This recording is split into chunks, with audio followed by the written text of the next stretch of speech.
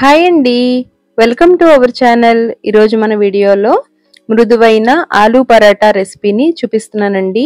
చాలా సాఫ్ట్గా ఉంటాయి. ఈ విధంగా చేశారంటే 1కి 4 తింటారు, అంత రుచిగా ఉంటాయండి. ఈ ఆలూ పరాటాలు ప్లెయిన్గా లేదంటే పెరుగు చట్నీతో కానీ గ్రేవీ కూరలతోటి కానీ తినచ్చండి, చాలా బాగుంటాయి. ఈ కూర కందులతోటి చేసిన కూర అండి. వీడియో లింకు ఎండ్ స్క్రీన్ లో ఇస్తాను, చాలా బాగుంటుంది, ఒకసారి ట్రై చేయండి. ఈ ఆలూ పరాటాలు అయితే నోట్లో పెట్టుకుంటే వెన్నలా కరిగిపోయేంత రుచిగా ఉంటాయండి. ముందుగా పైన పిండిని కలుపుకోవడం కోసం మిక్సింగ్ బౌల్ ఒకటి పెట్టుకొని అందులోకి 2 కప్పుల గోధుమ పిండిని తీసుకోవాలి. రుచికి తగినంత సాల్ట్ వేసుకుని 1 స్పూను ఆయిల్ వేసుకుని ఈ పిండి అంతటిని ఒకసారి కలుపుకోవాలి. ఇప్పుడు ఇందులోకి కొద్దిగా వాటర్ వేసుకుంటూ పిండిని సాఫ్ట్గా కలుపుకోవాలి. వాటర్ అనేవి మరీ ఎక్కువ అవసరం ఉండవండి, చూసి వేసుకోవాలి. 1 అర గ్లాసు వరకు సరిపోతుందండి. ఈ విధంగా పిండిని తగినంత వాటర్ వేసుకుని కలుపుకున్న తర్వాత 1 నిమిషం పాటు పిండిని కలుపుకోవాలి. ఈ విధంగా కలుపుకుంటే పరాటాలు అనేవి చాలా సాఫ్ట్గా వస్తాయండి. ఇలా కలుపుకున్న పిండి డ్రై అయిపోకుండా పైన 1 స్పూన్ ఆయిల్ వేసుకుని ఈ విధంగా రెడీ చేసుకోవాలి. ఇప్పుడు మూత పెట్టుకుని 1 అరగంట సేపు పిండిని నానబెట్టుకోవాలి. పరాటాలోకి స్టఫింగ్ కోసం 2 మీడియం సైజు ఉల్లిపాయల తరుగుని తీసుకోవాలి. చిన్నగా కట్ చేసి పెట్టుకున్న పచ్చిమిర్చి, కొత్తిమీర, కరివేపాకు తరుగుని వేసుకోవాలి. ఈ విధంగా చేశారంటే స్టఫింగ్ చాలా రుచిగా ఉంటుందండి. ఇప్పుడు స్టఫింగ్ కి సరిపడినంత సాల్ట్ వేసుకోవాలి. 1 పావు స్పూను పసుపు వేసుకుని 1 అర స్పూను కారం వేసుకోవాలి.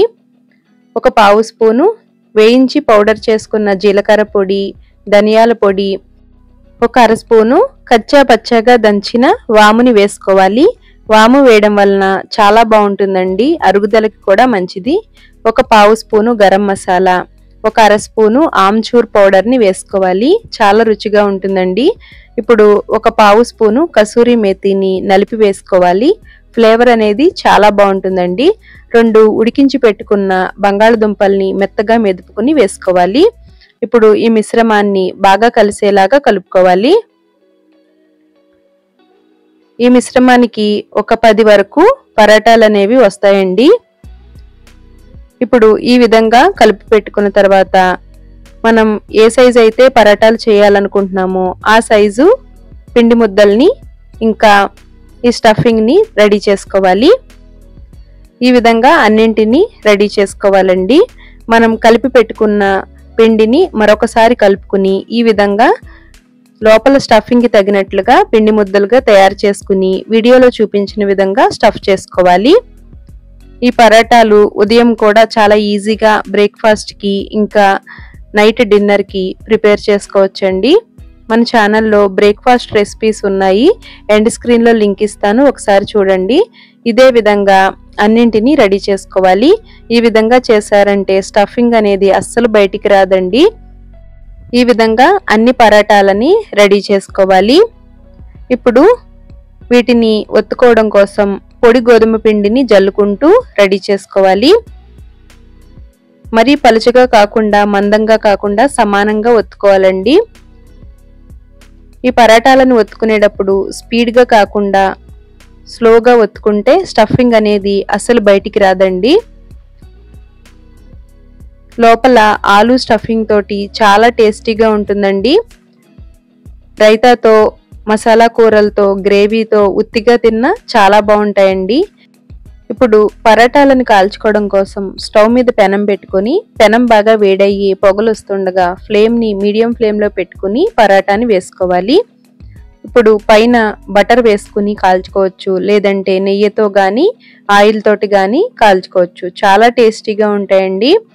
ఫ్లేమ్ ని మీడియం టు హై ఫ్లేమ్ లో అడ్జస్ట్ చేసుకుని 2 వైపులా మంచి రంగు వచ్చే వరకు పరాటాలని కాల్చుకుంటే చాలా రుచిగా ఉంటాయండి. ఇలా ఒకసారి డెఫినెట్ గా ట్రై చేయండి.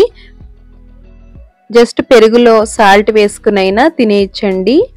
ఈ విధంగా చేశారంటే ఇంట్లో అందరూ ఇష్టపడతారు.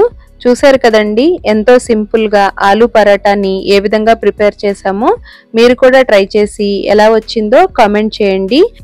ఈ ఆలు పరాటాలు తింటున్నప్పుడు మధ్య మధ్యలో ఇలా సాల్టు, కారం, నిమ్మరసం వేసిన ఉల్లిపాయ ముక్కలు నలుచుకుని తింటే చాలా రుచిగా ఉంటుందండి. ఈ వీడియో మీకు నచ్చితే డెఫినెట్గా ఒక లైక్ చేసి కామెంట్ చేయడం అస్సలు మర్చిపోకండి. మీ ఫ్రెండ్స్ అండ్ ఫ్యామిలీ మెంబర్స్కి ఛానల్ని సజెస్ట్ చేయండి. ఛానల్లో ఉండే వీడియోస్ని చూసి వీడియోస్ మీకు నచ్చితే ఛానల్ని సబ్స్క్రైబ్ చేసుకుని పక్కనే ఉండే బెల్ బటన్ క్లిక్ చేయండి. Thanks for watching.